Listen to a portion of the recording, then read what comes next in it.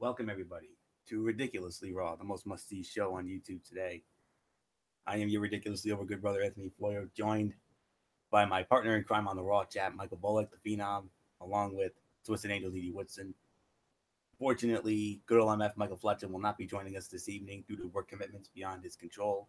He will, however, be back with us tomorrow night for the Cerebral Smack Talk over on his channel, BraceFan95. So you'll see him then. But yeah, maybe it's a good thing he's not on this show tonight because what are the odds that for the third week in a row we would get another meh edition of Raw tonight?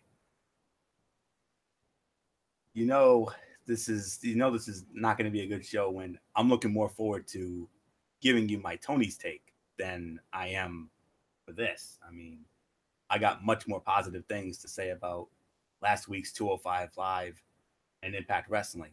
Both of those shows combined were better than this tonight. So don't get me wrong, there were some moments, but once again, another week, another show. So expect a lot of cutouts on this and the whole 9 yards. So I'm sure MF is probably counting his lucky stars right now. So needless to say, this is going to be an open and shut show. That's all I'm going to say on that. So but we're going to start with one of the positives of this show here tonight, even though there weren't many, but this was one of them. We started the show with Elias.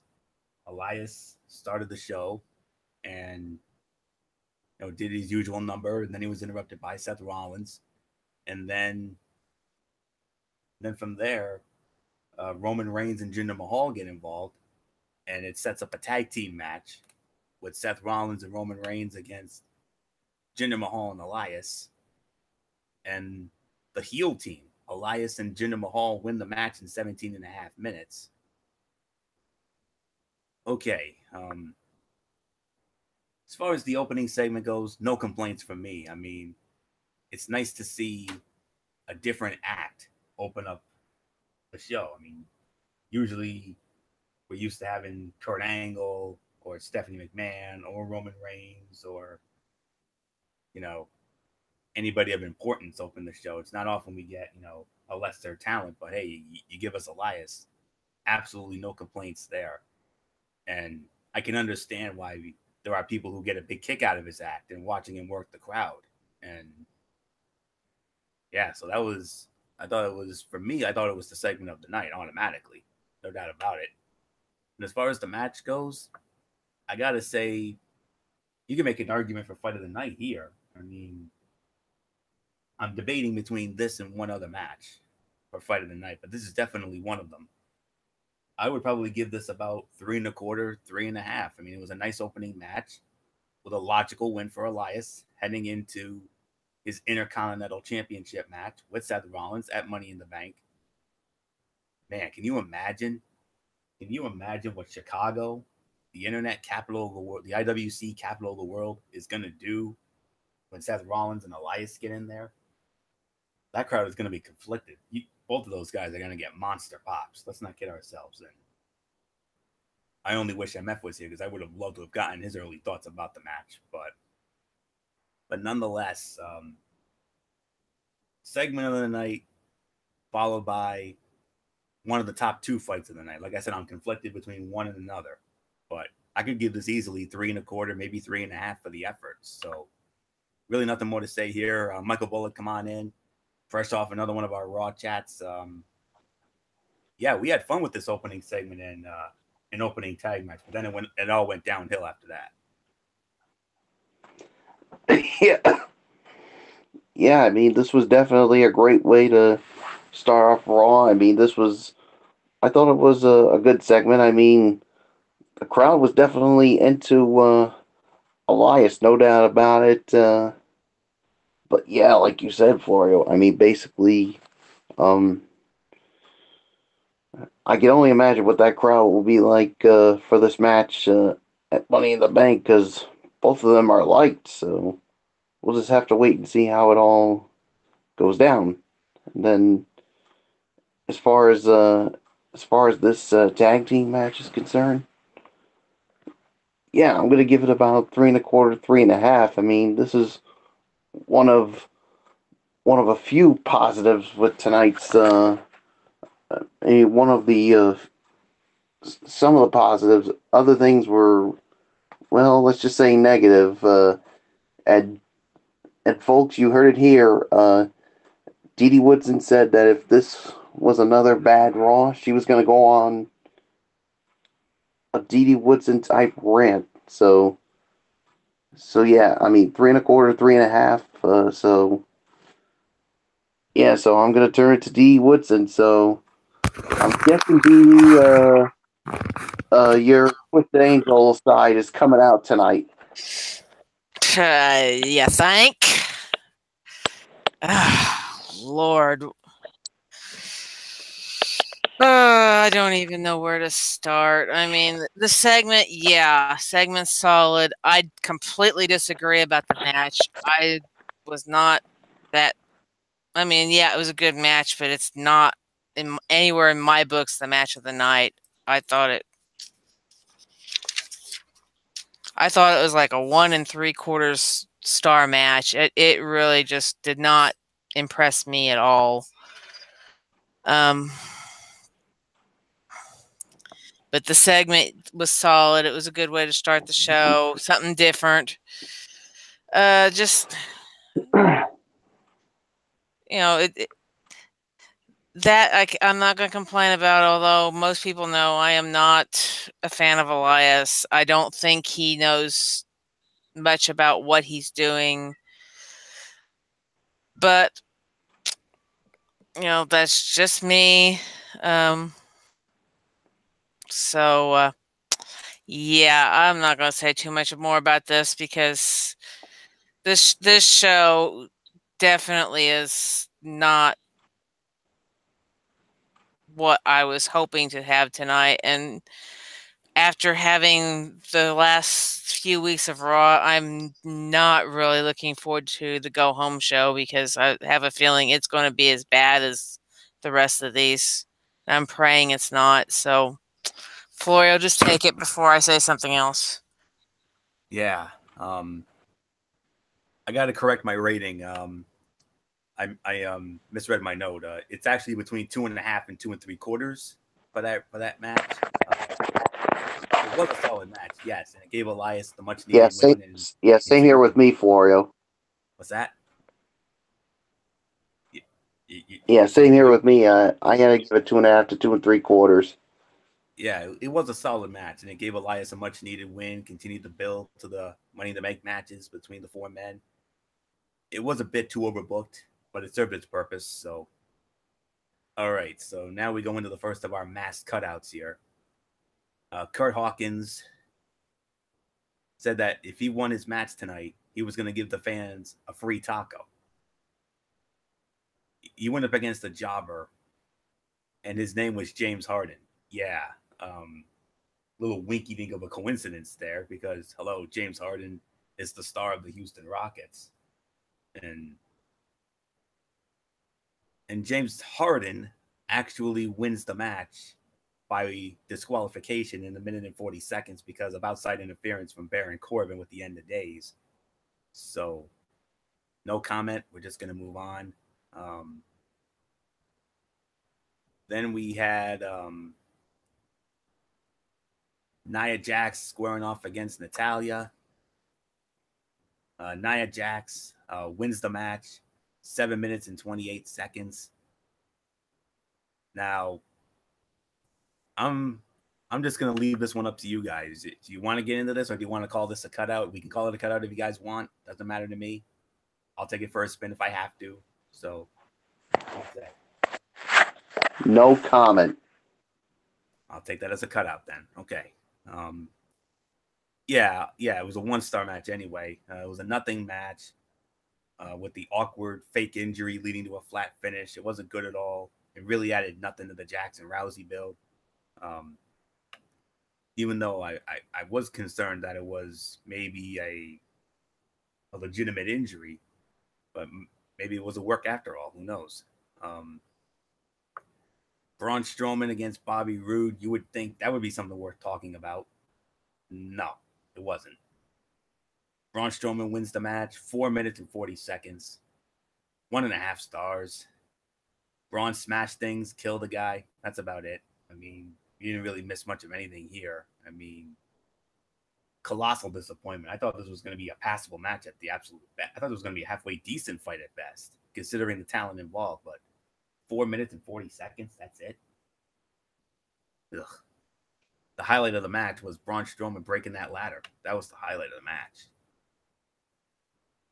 And then Renee Young interviewed Matt Hardy and Bray Wyatt in the ring, talking about the Battle Royale. We had the Battle Royale. Winner of the match. The winners, 9.5 minutes. To the surprise of no one, especially me, I called this one. The B team. The B team. Curtis Axel and Bo Dallas. They're now the number 1 contenders for the Raw Tag Team Championship. Yeah, 1 star. Just a bad battle royal with no flow, no sense of urgency, and a comedy-filled ending with a bunch of goofs that are presented as impossible to care about. Whatever. Let's just move on. And then another stupid Bobby Lashley, Sami Zayn segment. It's just like they've made a dedicated effort to make Bobby Lashley into the biggest freaking loser possible. He's a big jack dude with a legitimate MMA background that should be a killer, not some smiling goof that just stands around doing nothing. It was really bad. Sami tried hard. It was almost like LeBron James carrying the Cleveland Cavaliers, for goodness sakes. But they have completely ruined the chance they had to make Bobby Lashley a legit ass kicker straight away. Where's that walking Armageddon Bobby Lashley from TNA? Where's that Bobby Lashley? As long as he's nowhere. As long as he's stuck in PG land, we're not seeing that character anytime soon. And I told you this, Florio. I'm telling everybody else right now, he's at the point of go away. Right? So, nothing more to say here. Let's get into this now. 6-woman tag team match. Alexa Bliss, Sasha Banks, and Ember Moon against the Riot Squad. During the match, Alexa Bliss fakes an injury and deserts Sasha and Ember. Bayley comes in. We think she picks up the win with the Bayley to belly. But Baron Corbin ordered Kurt Angle to reverse the decision. And Kurt Angle does reverse the decision. The Riot Squad wins by disqualification. 11 minutes and 22 seconds. Yeah, okay. I'm guessing you guys don't want to get into this, so I'll just Nah, I don't think so. Yeah. Because whatever the segment was with Corbin and Angle, I think that it was a WTF moment because that was just stupid. The whole match was stupid. Baron Corbin named the constable for Stephanie McMahon as a part of this supposed checks and balances system. And what point was that? They got nothing. Okay, what importance is it for this idiot to be the constable?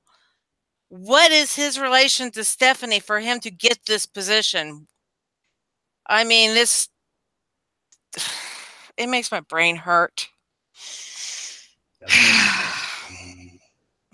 Malone. Yeah. And you wonder why Monday Night Raw is quickly headed down to the crapper while heading down to the gutter, whereas or let's just say it like this: you wonder why Raw is in the outhouse and SmackDown Live is in the penthouse, right? No, I think this is why that they are in the crap house right now. Yeah, we're in the outhouse. That's all there is to it. Yeah, just like that picture right there that Dee Dee's showing. That right there is why Raw sucks. Amen to that. Yeah, why don't you freaking feed them bananas while you're at it? I wouldn't be surprised if they have 6-year-olds in there, for goodness sakes. That's all there is to it. But yeah, Riot Squad wins by DQ, 11 minutes and 22 seconds. I'll give it 2 stars for the effort. I mean, it was okay, just sort of there, but the work was solid, even with that BS finish. But although they still seemingly have no clue what to do with the Bayley and Sasha feud they started, but there's only one other thing on this match that was really relevant, and that was the main event. Finn Balor against Kevin Owens. Finn Balor wins the match via disqualification, 18 minutes and 35 seconds. But at least we had something at the end of that match that we thought was really cool, and that was Finn Balor doing a coup de grace, or as our friend Luigi PS3 calls it, the coup de grace from the top of the ladder. At least that was interesting. So, Bullock, let's get into the main event here. At least this was relevant. Yeah, at least this was relevant, unlike most of the show was complete and utter hot garbage, to say the very least. But yeah, this to me was the fight of the night. I'll give it about 3.25 stars. I mean, I could have given it a higher rating, but the DQ finish did take away a little bit of it from me. But I did like the ending with Finn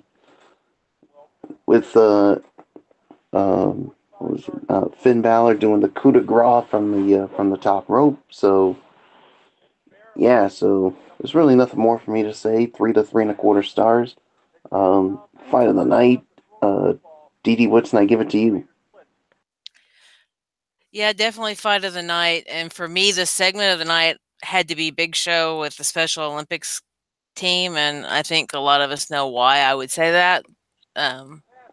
Having two special needs kids in the house. And I know that's also very close to Bullock's heart as well. So for me, this would be your...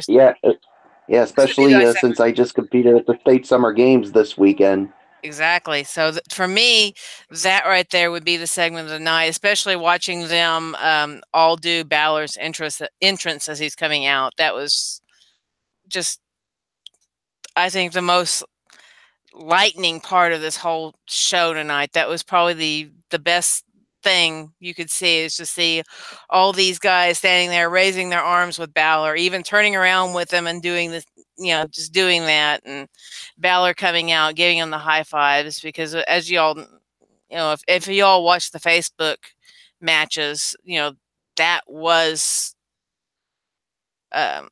who Balor was sponsoring in those matches, was Special Olympics. So that was what really made the biggest impact tonight on me for that. But this was definitely the match of the night. I'm going to give it 3 stars, even with the DQ for Owens. But Owens got carried away. He deserved what he got. So not much more I'm going to say about it. So Florio, just take it. Yeah, I'm with you on the rating. I'll give it 3 for the effort. I was initially going to give it 2.75, but Didi, you made a good argument there. I'll give it 3. This was the fight of the night. It was pretty good, but had way too much downtime, and I absolutely loathe being asked to invest nearly 20 minutes only to get a disqualification finish. The post match was fun, like I said, with the coup de grace from the ladder, but even that didn't save the match from largely being mediocre and disappointing. And considering the talent we have, considering the matches they had in NXT, you remember when Finn Balor took the NXT championship from Kevin Owens at the Beast in the East show in Tokyo, Japan. And then another very good and then a great ladder match they had in Brooklyn, which got overshadowed, of course, by the epic 5-star Sasha and Bayley match that preceded it. So, but even with their history, the match was fine. It was great. It was the fight of the night, but horrific finish. But that post match, not even that ended it. So, okay. I can't wait for this. I cannot wait for this. Overall review of Monday Night Raw. Didi Woodson, you know what? I'm going to waive my PG rule. If you want to drop some bombs in there, go right ahead. I don't give a damn. Time to sound the alarm, people. Well, as you can tell, I have some new palm face pictures, and this was probably one of the ones that would actually fit this one, because this show pretty much, you palm face yourself so hard you just knock yourself out. What about the bear face palm? I like that one. That was a cat. Oh, I know that, but I also like the other one that we used to show before. That we used to show before Oh yeah, you joined us. I don't think I have that one. I've got another one. I'll have to try to pull it up real quick. They call this one the Epic Palm Face, and this one would also quite fit the show tonight. So here we go. Where you have everybody palm facing. I think everybody on this panel tonight is palm facing because we just had another crapper. Because of those freaking monkeys that they call writers.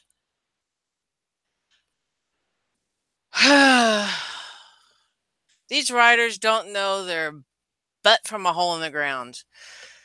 Because they don't think from their head, they think from their rear end. And I don't even think bananas would make them happy. Because if they thought this was entertaining tonight, then they really have another thing coming. I mean, do we really need another segment where we have to degrade Lashley even more? Where we have to actually go as far as to questioning whether or not he was in the military, let alone if he has sisters, let alone if he's done this, let alone if he's done that, when Zayn is so chicken that he won't even go anywhere near the ring because, oh, you squeezed my hand so freaking hard last week that you broke my bones and I can't even hold the freaking microphone without being in pain. Yeah, right. And Alexa Bliss, do we really have to go out there because you don't want to actually be in this match and fake a damn injury just so you can get out so that Bayley can run in just to ruin the match because they have to come out here and call foul. We didn't send her out. Therefore, you all don't win.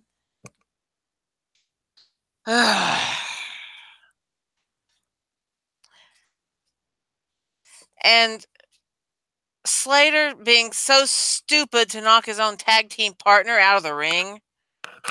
Really?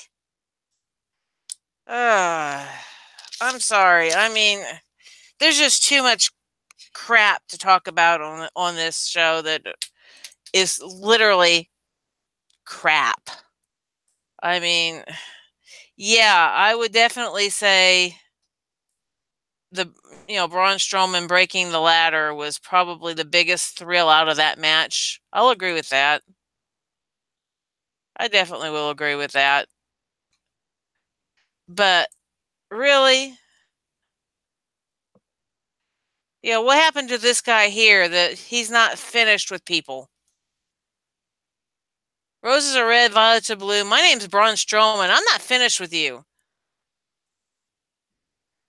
Tonight, he didn't look like that kind of Braun Strowman because they put him in a joke match.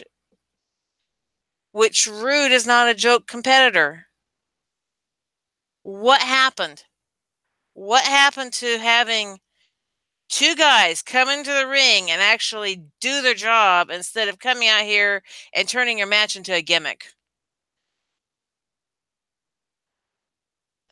I don't know if Natalya really got hurt, but if someone's out there showing compassion, don't come running out to the ring and start saying, get back, get back, get back. She don't need you because you got her hurt. Well, Nia didn't do anything. She's laying on the ground. Natalya jumped over her, stepped on her back, threw her knee out. Okay? That was an accident. Nia didn't do it. Get off your damn high horse.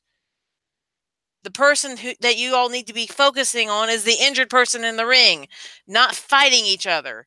Yeah, we're trying to build up a pay-per-view, but if you have a legitimate injury, or even if you're trying to make this a legitimate injury, focus on the person who's injured, not focus on continuing the fight, because that's pretty much why Natalya walked out in the backstage segment, because she got tired of these two pulling the crap that Stephanie McMahon started about 2 or 3 weeks ago. I mean, come on, people. This is a bunch of crap. The Hawkins match didn't even belong in the stupid thing. I know who Harden is. He was a basketball player. He used to be on the Thunder that's now down there. He's not a white guy. He's a black guy. He's a damn good basketball player. This is just a bunch of crap. I mean, you're trying to build matches for a pay-per-view, and you're giving us elementary antics.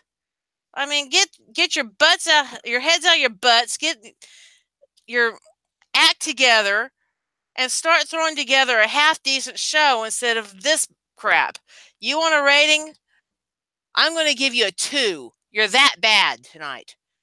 And you don't even really deserve that. The only reason you're getting that is because of the last segment and the last match, because those are about the only relevancy on this whole daggum show. I mean, the first segment, yeah, it was okay to start off with. It's pretty solid. It at least was building.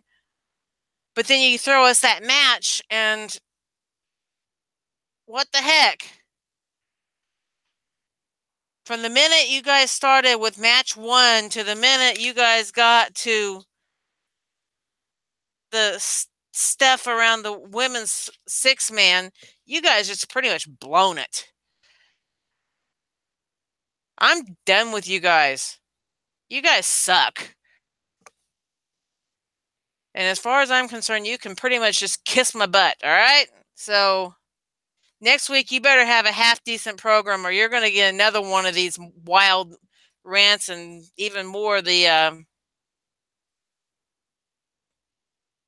these rotten memes that are putting you all down, because you guys just totally suck tonight. So I'm done. I'll see you guys tomorrow. I'm too ticked off to hang around anymore, so have a good night. Sorry, Florio. Hey, I don't blame you. I'm right there with you. That's all I can say on that. And somewhere right now, one good old MF Michael Fletcher's got to be salivating right now, because he's like, Raw sucked again. I don't even have to challenge SmackDown Live again. I'm just going to concede. SmackDown Live is going to obviously whoop Raw tomorrow night again. But nonetheless, we accept the reality of the world with which we're presented. It's as simple as that. WWE can talk about making movies, telling stories, creating moments, but Monday Night Raw for the last 3 weeks has become an absolute chore to watch, and rarely has any real consequences because it's just content. The storylines only exist in a loose form. There's no emotional attachment. And worst of all, this week's show was not even average.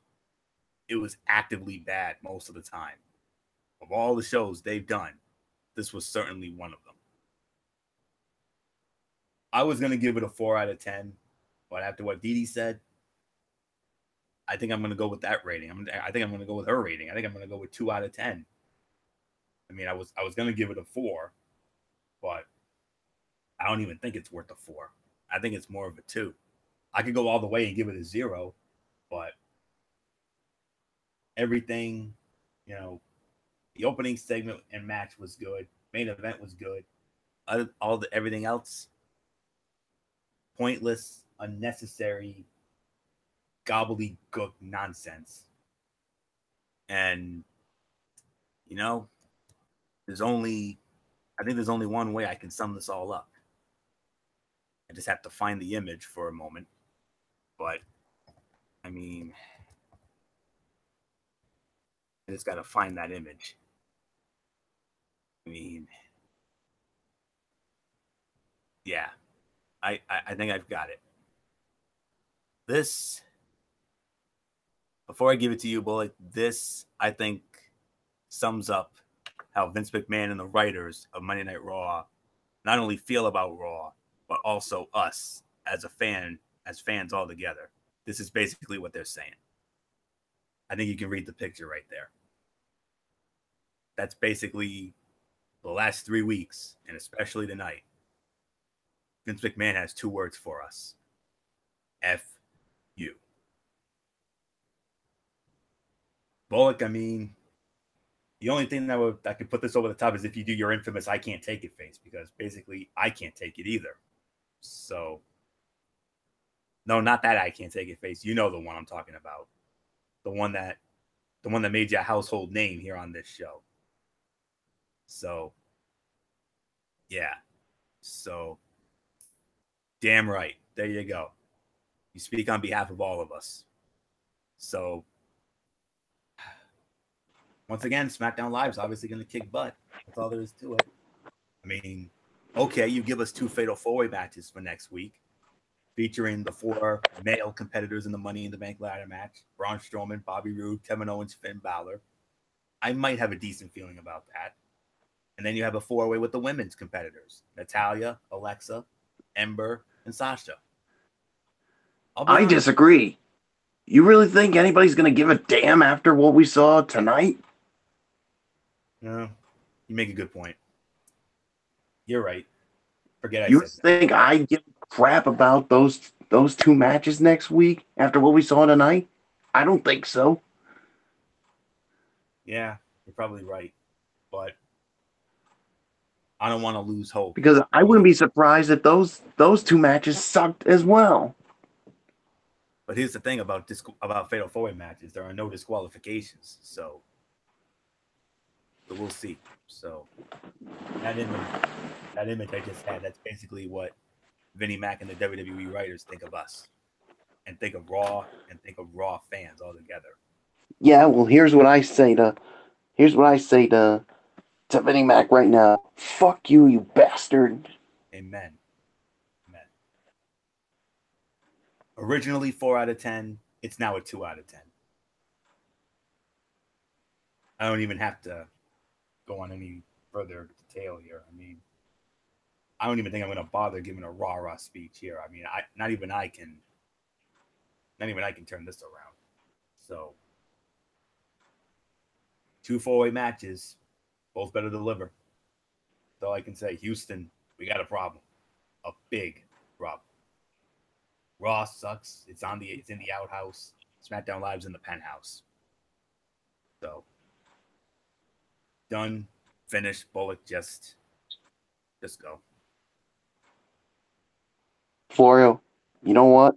I'm pulling the trigger. I'm giving it a 0 out of 10. I mean, this show sucked. I mean,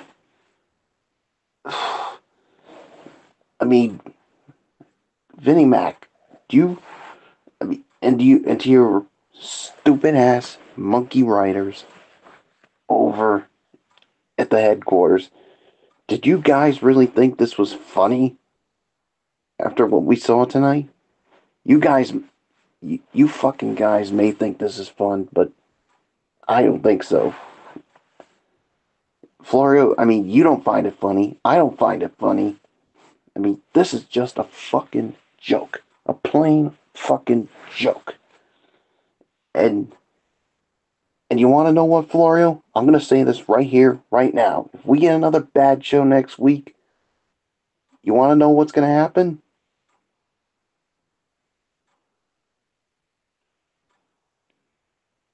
Florio, you want to know what's going to happen? What's going to happen? What's going to happen? I am boycotting Monday Night Raw. I don't blame you. I'll be right there with you. No more Raw chats from here on in until Monday Night Raw gives us a good show. That's what I'm just saying. Next week, you better deliver, or me and Florio, we're boycotting Monday Night Raw. No Raw chats, no Ridiculously Raw, no nothing related to Monday Night Raw. 0 out of 10. I'm fucking done with this. Just get to your Florio's take your Tony's take before I really explode. Yeah, and I've been looking forward to this way more than that. God awful Raw tonight. And Bullock, I think this will put a smile on your face. This will make you feel better. Both of these shows were way better than what we saw here tonight. So, started off with 205 Live, featuring that huge Cruiserweight Championship match. We'll get into that in just a minute.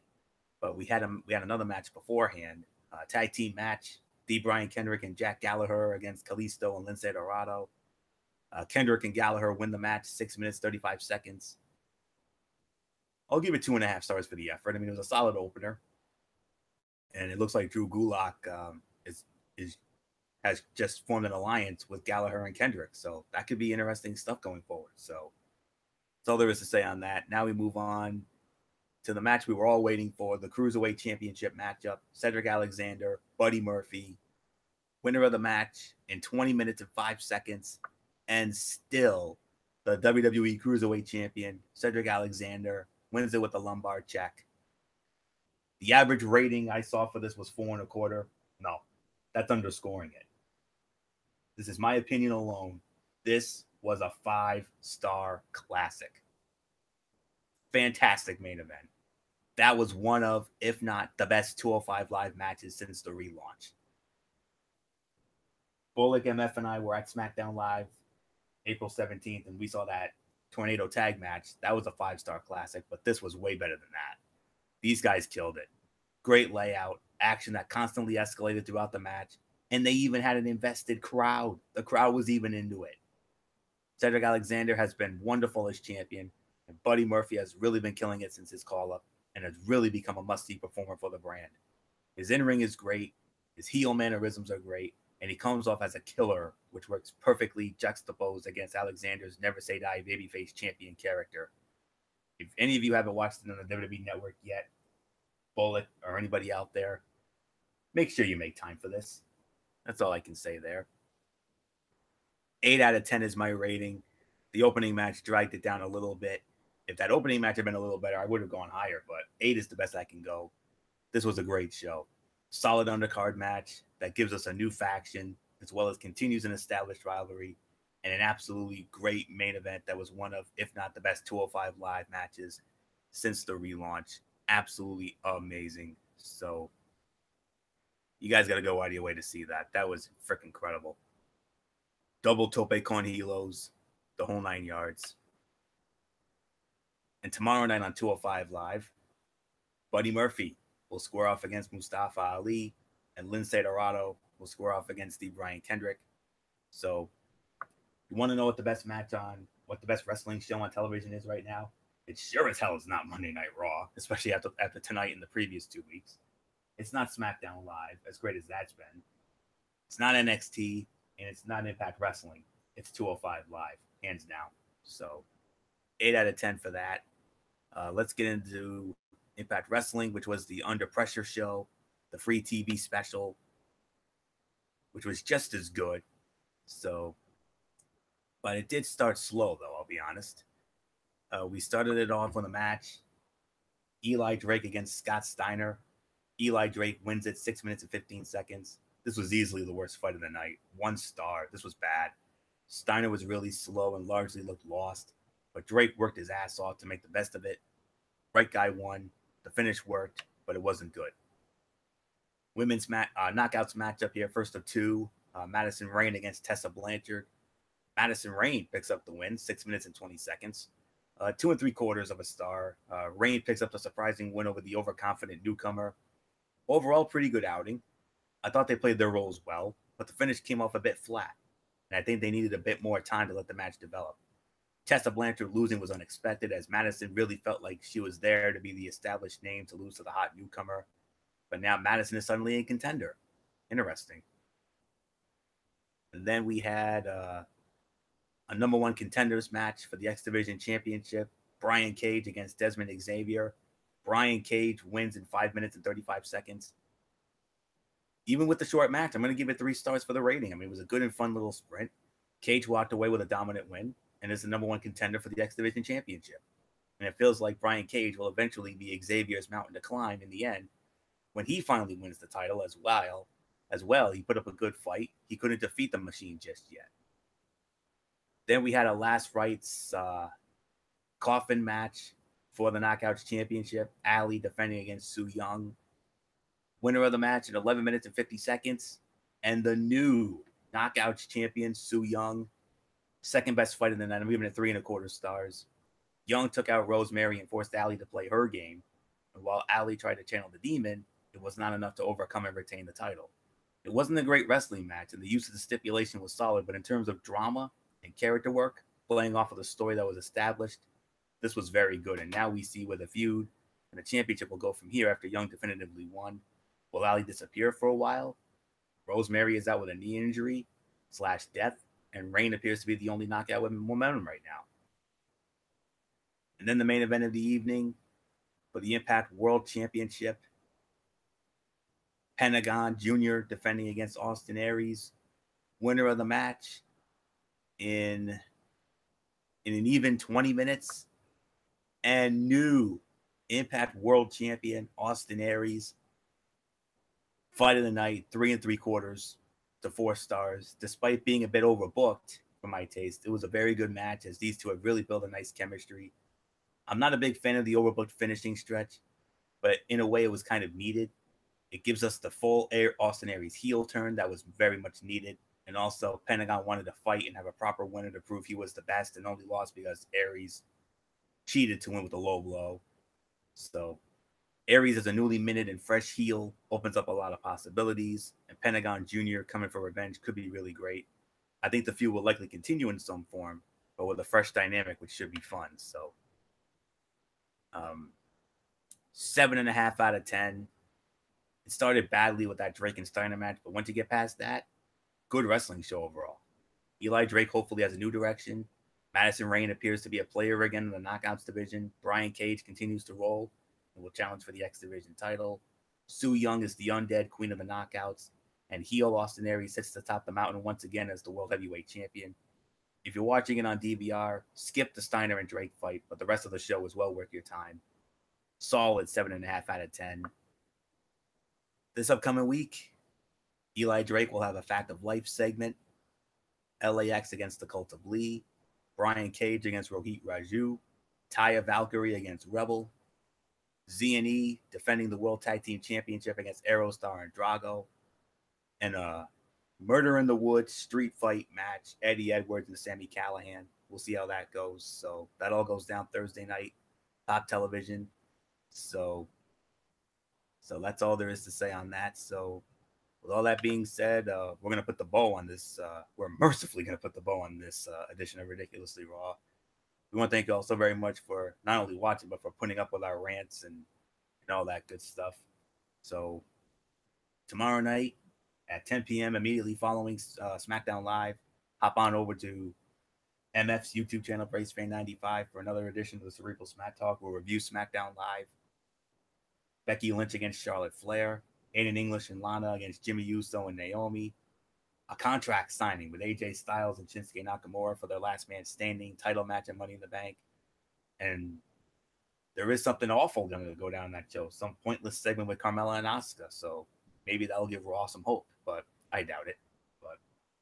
And then maybe a Mikey's Mindset segment. I'm not sure. We'll see if he has anything for us in the Mikey's Mindset. And then Friday night on Strictly Sports, we will preview the 2018 FIFA World Cup. And I guess Derek Ferreira must have heard us because I'm going to be the moderator, and Michael Fletcher and Derek Ferreira, as both panelists, will give their previews on each group and who they think will lift the World Cup trophy in July. I don't see Bullock mentioned here, so maybe they're giving Bullock the night off, I guess. So, which I think makes sense because I know Bullock's not really into the World Cup soccer. So I'm going to moderate. MF and Derek will just do their thing because they are the soccer gurus after all. So I guess Derek must have heard us. So that'll be Friday night. And then next week, Ridiculously Raw, praying the Lord to the good Lord up above that we finally get a halfway decent show. 2 Fatal 4-Way matches. We'll see. So, all right. So that's it. So until tomorrow night for the Cerebral Smack Talk with MF on BraceFan95, your ridiculously over good brother Anthony Florio here. For the Phenom, Michael Bullock, and in spirit, good old MF, Michael Fletcher, the Twisted Angel, Didi Woodson, and Bullet Club Soldier 445, Derek Ferreira. You know the routine, everybody. Thumbs up. Talk to you later. Yeah, throw it up Fortune 4 style. Bye for now, my friends. God bless. Be good to each other. Have a blessed Tuesday. And until tomorrow night for the Cerebral Smack Talk, keep it watching Ridiculously Raw right here on the Tone 25 on YouTube.com. And remember, no matter what anyone tells us or tells you, wrestling is indeed actually real. For everybody who's been a part of this one, for now, Anthony Florio, so long. Bye, everybody. Bye.